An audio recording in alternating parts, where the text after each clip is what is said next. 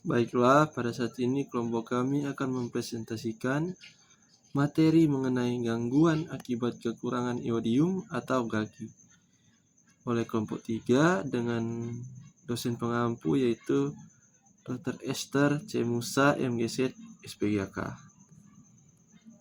Langsung saja ke definisi GAGI.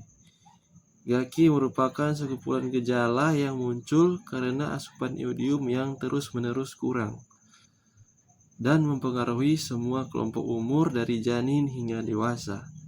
Kondisi ini dapat menimbulkan gangguan fisik dan psikis serta berdampak pada kualitas sumber daya manusia. Yang berikutnya ada penyebab gangguan akibat kekurangan iodium. Yang pertama, kurang asupan iodium. Faktor utama penyebab GAGI adalah kekurangan asupan iodium dalam jangka waktu yang lama, yang dimana hal ini terjadi karena iodium yang diperlukan untuk proses tumbuh kembang manusia sepanjang kehidupannya. Penyebab yang kedua, konsumsi bahan makanan yang mengandung zat goitrogenik. Goitrogenik adalah zat yang dapat menghambat pengambilan zat iodium oleh kelenjar gondok, sehingga konsentrasi iodium dalam kelenjar tidak dapat meningkat.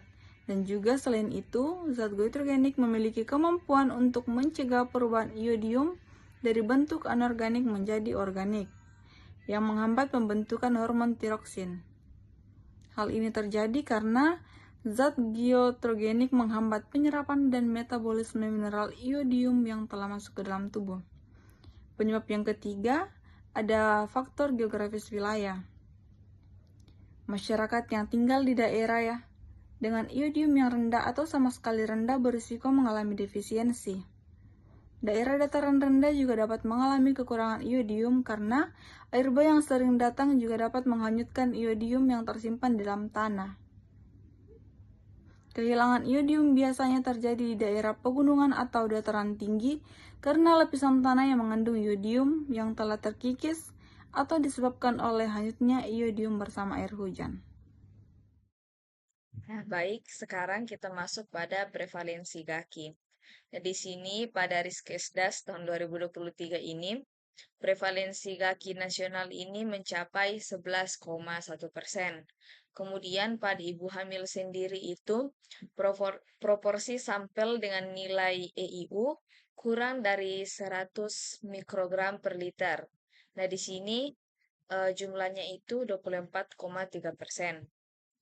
Kemudian pada surveillance nasional tahun 2018 ini, penduduk dengan jumlah EU kurang dari 100 mg per liter itu sejumlah 16,3%.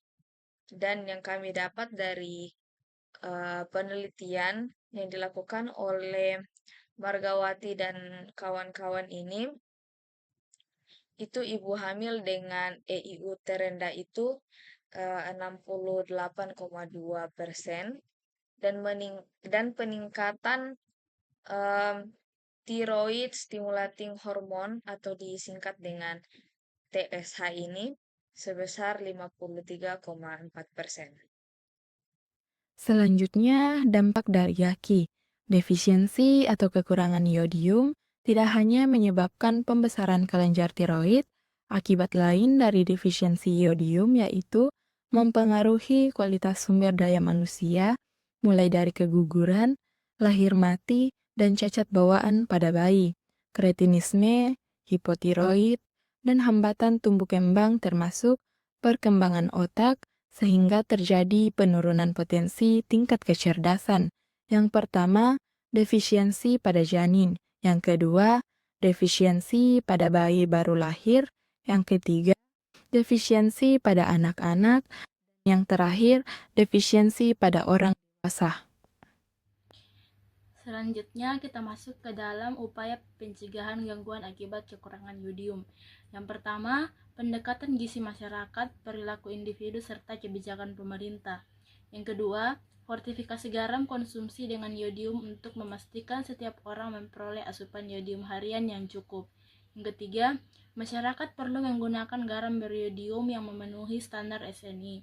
Yang terakhir, menyimpan garam di wadah tertutup dan kering agar kadar iodiumnya tidak berkurang. Selanjutnya, penanggulangan gangguan akibat kekurangan yodium. Upaya penanggulangan gangguan akibat kekurangan yodium terutama difokuskan pada program fortifikasi garam beriodium yang terbukti efektif menurunkan prevalensi gondok endemik di berbagai wilayah. Yang pertama, konsumsi garam beriodium. Yang kedua, penyuluhan dan pengukuran garam yodium. Yang ketiga, kampanye pelatihan. Dan yang terakhir, intervensi di tingkat desa.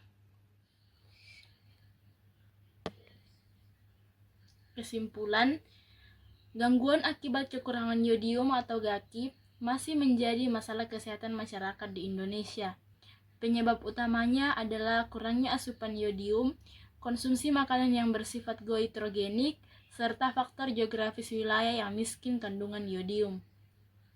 Dampak GAKI cukup serius, mulai dari gangguan tumbuh kembang, penurunan kecerdasan, gondok hingga kretinisme. Strategi pencegahan utama adalah melalui fortifikasi garam beriodium. Upaya penanggulangan juga dilakukan melalui distribusi garam beriodium sesuai standar, penyuluhan kesehatan, serta intervensi berbasis desa. Namun, intervensi lebih lanjut